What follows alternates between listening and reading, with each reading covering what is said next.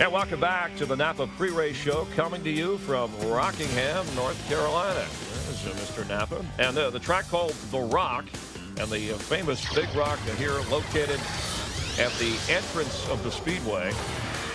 And the rock is made of crushed granite, weighs 41,000 pounds. And if you win a Winston Cup race here, your name is engraved on the rock. As you see a number of, hey, there's DW. I think he wrote that one. He wrote that one in on his way in. No, he, of course, had success here. Part of tradition, and breaking tradition, NASCAR will welcome a new competitor to the Craftsman Truck Series. Toyota trucks will start racing in 2004. The Toyota Tundra trucks that will be racing in the series are made in America. You can catch the entire truck series, by the way. Its new home on Speed Channel. And at Daytona, the truck series, a dramatic finish. Rick Crawford, the daring last lap pass to claim victory in what was the first race of the season. And let me just first ask this, Jeff, with Toyota, how long before they're actually racing in the Winston Cup Series? Well, Chris, in my estimation right now, they'll spend a couple years in the Craftsman Truck Series, much like Dodge did, get their engine program worked out and then kind of work on their car program and figure out who's going to be kind of like carrying the Toyota colors. About 2006, I think, will be making a move up to Winston Cup. And how about Toyota in trucks? How will it affect things? Yeah, well, I think it's a great move by NASCAR. I mean, let's face it, folks, our economy today is global. I mean, we got fingers all over the world.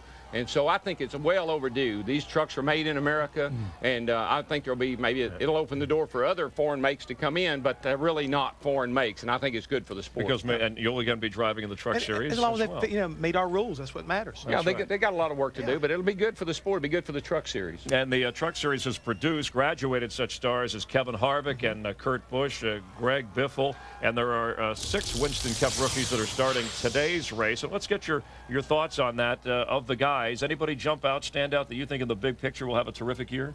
Well, right now, I'd have to go right to begin with is Jamie McMurray. Jumps in that car last year for Sterling Marlin, wins his first Winston Cup race.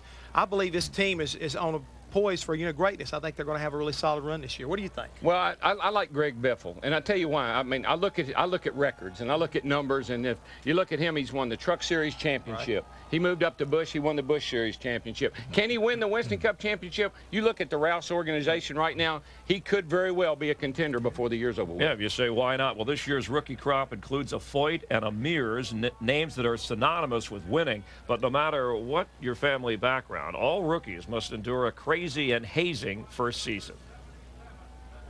Hey, Jack, give me a beer, would you? Yes, Rusty.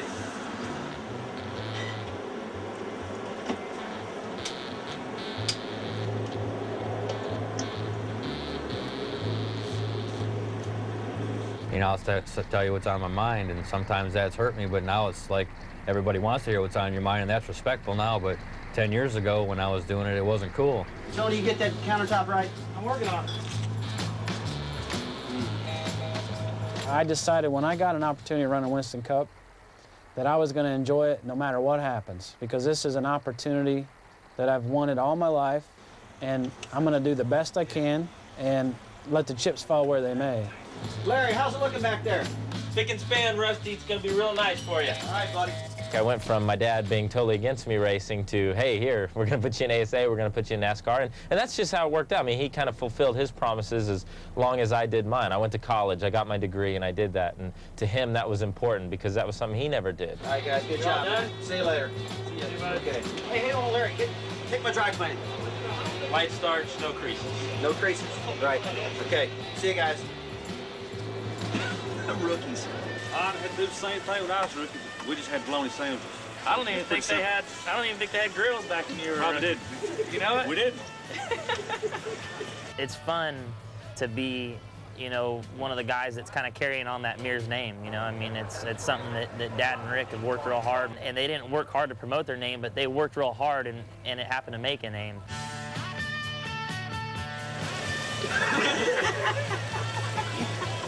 I think I heard my mom say, you know, that they probably gave up, you know, buying a new car or new furniture, new carpet and things like that to make my racing keep going. And it's pretty cool to think of where I am now, Winston Cup racing, and at the biggest sport. I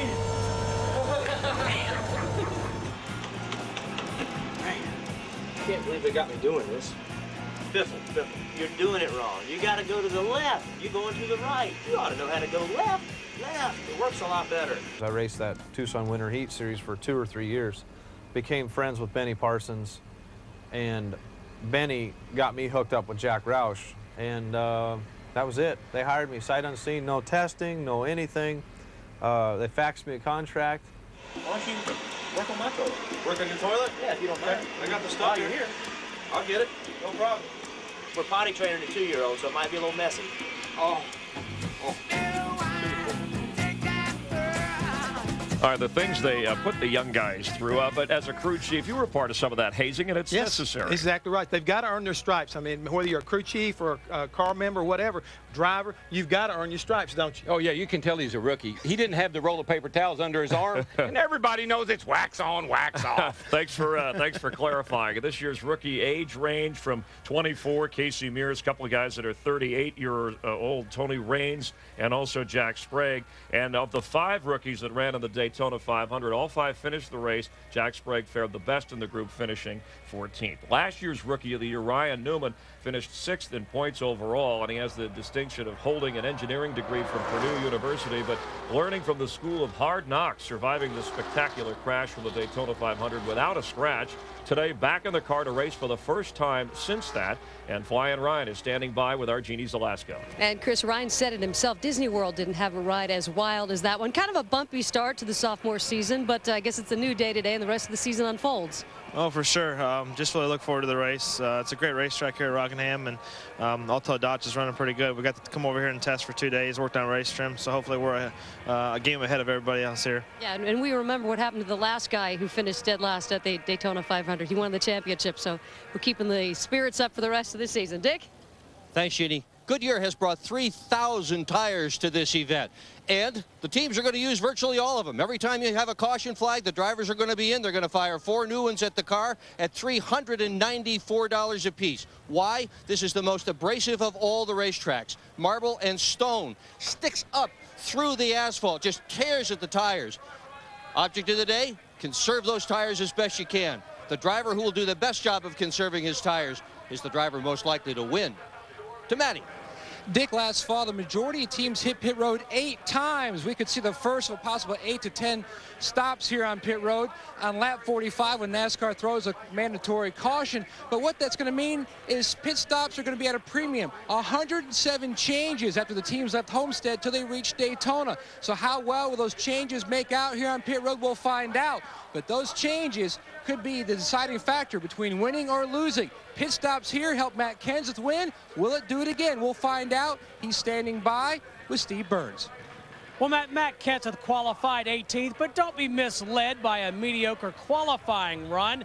Everybody in the garage area this morning pointed to that yellow and black number 17 and said that's the car to beat.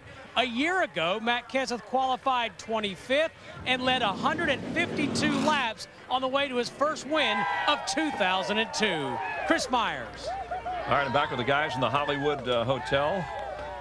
And let's get a real quick reaction. Yeah, I always tell him, and talking about tires, if my car handles real good, buddy, it'll take care of my tires. Well, I agree with you there, but you've got to take care of the engine too. Don't be busting my valve springs. That's right. That's not a slinky. Okay, let's do our predictions. 3 of the last 6 winners at Rockingham in the spring have gone on to win the points championship. So this could be more of a forerunner than the Daytona 500. Who do you like this week tonight? 6. That's my number. All right, Mark. Let's go up to Larry McReynolds in the booth. Larry? I think this is where one of those new driver crew chief combinations come together. I'm going to go with Bobby Labonte in the 18 car and that new crew chief, Michael Fatback McSwain.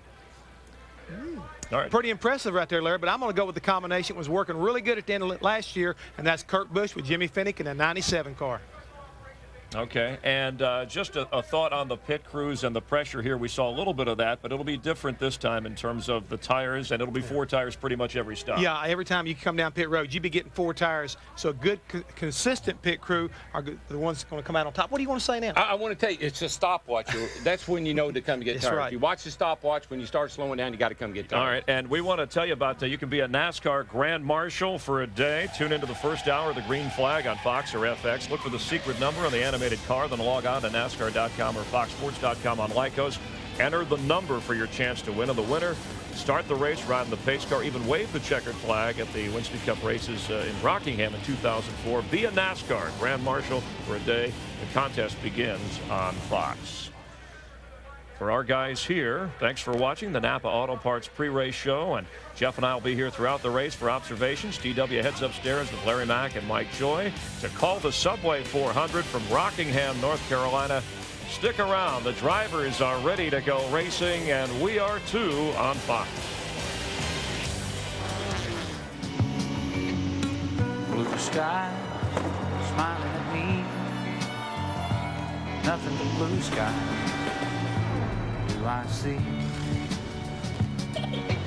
Blue days all up and gone, nothing but blue skies from now on. Blue skies smiling at me, nothing but blue skies do I see.